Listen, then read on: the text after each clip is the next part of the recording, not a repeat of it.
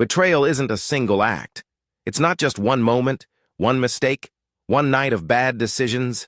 It's a slow unraveling, a creeping rot that eats away at everything you thought was solid. It's a system, a carefully maintained structure of lies, cover-ups, and whispered conversations behind closed doors. And the worst part? You never see it coming. I thought I had a good life. A great life, even. A beautiful wife, Tessa. A tight-knit group of friends. A stable career. The kind of existence that looks picture-perfect from the outside. I didn't realize that everything I knew was already gone.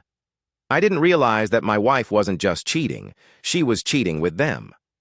It started the way all disasters do, with something small, something easy to ignore. Tessa had always been a social person, but lately her schedule had become unpredictable. Late meetings, weekend work trips. Excuses that didn't quite add up, but weren't obvious enough to question. The first time I felt it, that deep sinking feeling in my gut, I was at home alone on a Friday night. Tessa was supposedly out with her coworkers for a team bonding event. I was watching some dumb action movie when my phone buzzed with a notification, a photo, from Blake. It was a blurry picture of drinks, a crowded bar, and the caption, "Missed you tonight, man. Next time you're coming with." I frowned, confused, because Blake wasn't supposed to be out tonight. Neither was Terry, or Clark, or Neville. They had all said they were busy. Work, family, whatever excuse they had given me earlier in the week. So why were they all together? And more importantly, where was Tessa? I clicked the photo open, zooming in, scanning the background. The place looked familiar, but something felt off. And then I saw it. The corner of the frame, a woman. Not fully in view, just a blurred figure leaning against the bar mid-laugh. But I knew that laugh. I knew that body language. It was Tessa. But she hadn't told me she'd be out with them. And they hadn't told me she was there either. Something was wrong. But I didn't want to overreact. Maybe it was innocent. Maybe it was nothing. Maybe. Then another notification. A voice message from Neville. I hesitated before pressing play. His voice came through, slightly slurred. "Jake, buddy, hope you're good, man. We're just having a little fun, you know? Anyway, gotta go, but we'll catch up soon. Cheers." It was too forced, too rushed, too rehearsed. I sat there, gripping. My phone, my heart beat too loud in my ears. They were hiding something. They had to be, and I was going to find out what. The next morning, Tessa came home. She walked in too casually, tossing her purse onto the counter like she didn't just vanish for an entire night. I watched her carefully. "How was the team bonding?" I asked, keeping my tone light. She smiled, stretching her arms as if exhausted. "Oh, it was fun. You know how these things go?" "Yeah." I leaned against the counter. "Where'd you guys go?" She hesitated. Just for a second. But I saw it. Then she recovered. Some bar downtown. I forget the name." She forgot the name? Bullshit. I kept my face neutral. "Blake and the guys were out last night, too. Thought it was funny that you were in the same area?" She blinked, then laughed. "Oh, yeah, I think I might have seen them at some point. Small world, huh?" The lie was so smooth, so effortless. She had done this before. I knew it then. She had lied to my face before. I wasn't stupid. I knew if I just confronted her, she'd have an excuse ready. Gaslighting, deflection, manipulation. It would all be too easy for her. So I played it differently. I let her think she was winning. I pretended to believe her. I let her go on with her carefully crafted routine. And behind the scenes, I started collecting evidence. The first thing I did was check her car. Late that night, while she was sleeping, I went to the garage. Tessa was obsessive about keeping her car spotless, no clutter, no mess, which made it all the more interesting when I found a folded receipt tucked into the glove box. It wasn't from a restaurant. It wasn't from a bar. It was from a hotel. 2 nights ago, she hadn't been on a business trip. She had been with someone. I stared at it, gripping the paper so tightly it crumpled in my hand. The second thing I did was watch them. Tessa and my so-called friends. I paid attention, took mental notes. How Terry avoided my eyes when I mentioned Tessa's schedule, How Clark always changed the subject when I asked about their nights out. How Blake made too many jokes about married life that sounded a little too rehearsed. And Neville? He just got quiet. Guilty. I started testing them. I mentioned a fake event, told Blake that Tessa had said she'd been with Clark. Then I told Clark she had been with Terry. I watched their stories unravel in real time. They were covering for her. But why? Was it just loyalty? Or was it something worse? I needed absolute proof. So I did something drastic. I placed a tracker in her car. It wasn't high-tech, nothing fancy. Just a simple GPS tag linked to my phone. Small. Unnoticeable. The next night, she went out with co-workers again. And this time, I followed the signal. It didn't lead to an office. It didn't lead to a restaurant. It led to a private house on the outskirts of town, a place I had never been, a place she had never mentioned. I parked down the street, turned off my headlights and watched. I had followed the tracker on Tessa's car, expecting to find her sneaking around with one man. Instead, I found them all. Tessa, Clark, Terry, Blake, Neville. Walking into the same house together, like this, was something they had done 100 times before. I watched from a distance, my pulse hammering in my ears. My brain kept trying to piece it together, trying to make sense of the impossible. This wasn't just a simple affair. This wasn't just my wife sneaking around with some guy from work. This was something bigger, and I needed to know what the hell was happening behind those walls. So I made a decision. I was going inside. The neighborhood was quiet, expensive homes, wide driveways, neatly trimmed lawns, the kind of place where nothing bad was supposed to happen, the kind of place that hid its secrets well. I parked a block away, far enough that no one would notice, and made my way on foot. The house was 2 stories, modern design, floor-to-ceiling windows, the kind of place where you could see everything inside, if the curtains weren't drawn, but they were. Every single one. Sealed shut. Whatever was happening in there, they didn't want anyone to see it. I crept along the side of the house, careful, to stay in the shadows. My heart pounded in my chest as I reached a small side window. The curtains weren't fully closed, just barely parted, enough for me to see inside. And what I saw, it changed everything. The living room was set up like a party, dim lighting, soft music playing, a table lined with bottles of whiskey and wine. Tessa sat on the couch, legs crossed, sipping from a glass of red. She looked relaxed, comfortable. Like this was just another Friday night for her. Clark sat next to her, laughing at something she said. His arm rested on the back of the couch, too close. Terry poured himself another drink while Blake and Neville leaned against the kitchen, counter deep in conversation. There was nothing secretive about it, no sneaking around, no hushed whispers, because they didn't think they needed to hide. They thought I was still blind. I felt my stomach tighten as I kept watching. There was an ease to them, a familiarity.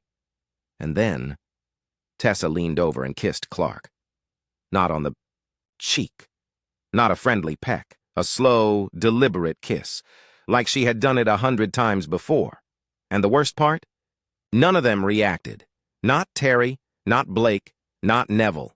Like this wasn't shocking, like this was normal. My vision blurred with pure, unfiltered rage. My wife, my friends. This was a game to them, a joke, and I was the fool they were laughing at. Had seen enough. It was time to break the game. I didn't storm inside. That's what they expected. They thought I'd catch them, yell, demand answers like some weak, heartbroken husband. No, that wasn't my move. I walked back to my car, fingers clenched so tight my nails dug into my palms. I sat there for a long moment, breathing through the rage, forcing myself to think. They thought they were in control. They thought they had me where they wanted me. But what happens when the hunted becomes the hunter? I was going to make them regret this. Every single one of them. The next morning, I played my part. Tessa came home like nothing had happened. Walked through the door, stretched, yawned, tossed her purse onto the counter. "Morning," she said, pouring herself coffee. "You sleep okay?" I looked up from my phone, forcing an easy smile. "Yeah. You?" She sipped her drink. Out late, but it was fun." I nodded. "You were with the girls, right?" She didn't even flinch, didn't hesitate. She smiled. "Yeah." And that was the moment I knew she had no idea what was coming for her. I started with Alice, Millie, Laura, and Gloria, Terry, Clark, Blake, and Neville's wives. I didn't tell them outright. I didn't show them the pictures I had taken from the window. Not yet. I just planted the seed. Alice, I said over coffee. Terry's been working late a lot, huh? She sighed. Yeah, it's been exhausting. He barely has time for me and the kids. I nodded. Strange. Tessa mentioned she ran into him last night, said he left early. Alice frowned. That's weird. He told me he was at work until midnight. I shrugged. Probably nothing. Just thought it was odd. A few days later, I ran into Millie. Same tactic. Clark and Tessa seem really close, I said casually. She rolled her eyes. Yeah, Clark thinks she's some kind of business genius. That why they text so much? Millie blinked. What? I shook my head. Oh, never mind. I just noticed she gets messages from him a lot. Probably work stuff. The cracks were forming. Alice started watching Terry more closely. Millie started noticing Clark's meetings weren't adding up. Laura and Gloria were next. And within a week, they were all suspicious. My trap was almost ready. Then came the final play. I sent a single anonymous message to each of them. A location. A time. The address of the house. And 6 simple words. You deserve to know the truth. Then I waited. I didn't need to follow them. I didn't need to see the moment their world shattered. I already knew exactly how it would play out. Because when the wives arrived at that house and saw their husbands laughing, drinking, touching a woman that wasn't them, it was over for all of them. Tessa came home late again that night. I was waiting in the living room. Calm, steady. She didn't notice at first. Just walked in, stretching, tossing her keys onto the counter. Then she saw my face. Froze. What's wrong? She asked. I leaned forward, elbows on my knees. Smiled. Did you have fun tonight? She hesitated. Yeah, just drinks with the girls. I nodded slowly. Right, the girls, she swallowed. Jake. Her phone rang. She jumped at the sound. I gestured toward it. You should answer that. She hesitated, then slowly picked it up. The caller ID, Millie. Her hands shook as she stared at the screen. She knew. She knew everything was falling apart. And for the first time in our entire marriage, I saw something new in her eyes. Fear. I smiled wider. Checkmate. Tessa didn't answer the call. She just stood there, frozen, staring at the screen like she could somehow make it disappear if she willed it hard enough. But reality wasn't going anywhere, and neither was I. The silence stretched between us, thick and suffocating. Finally, she let the phone drop to her side and forced out a shaky breath. Jake, what's going on? I tilted my head, watching her, watching the way her fingers twitched against the phone, the way she wouldn't quite meet my eyes. You, tell me, I said, my voice calm, too calm. Tessa swallowed. I don't know what you mean. A lie. Another one. She was already scrambling, already trying to find an escape route. But there wasn't one. Not anymore. I reached over, picked up my own phone from the coffee table, and slowly turned the screen toward her. Her breath caught. It was a photo of her, kissing Clark. The blood drained from her face so fast I thought she might pass out. Her mouth opened, then closed, then opened again, but no sound came out. She had no excuse, no story to spin. So I gave her another one. I swiped to the next photo, her curled up on the couch with Terry. Next one, her sitting on Blake's lap, laughing like this was all a fun little joke. Next, her with Neville, his hands on her waist, his lips inches from hers, every single man, every single one of them, her so-called just friends. Her face twisted into something ugly, fear, anger, desperation. Where did you get these? I just smiled. Let's just say you and your little crew are not as careful as you think. She inhaled sharply, eyes darting around the room like she was trying to find an emergency exit. Jake, I can explain. Don't. The word sliced through the air like a blade. She flinched. For the first time, I was in control. For the first time, she was the one who didn't know what was coming next. I stood up, took a slow step forward. She took one back. Like prey. My voice dropped lower, sharper. Do you know where your friends are right now, Tessa? She blinked rapidly. Millie, Alice, Laura, and Gloria? I continued, watching her closely. Do you know what they're doing? Her breathing turned shallow. They're at the house. Her lips parted. What house? I smiled wider. The house, Tessa. Realization hit her like a truck.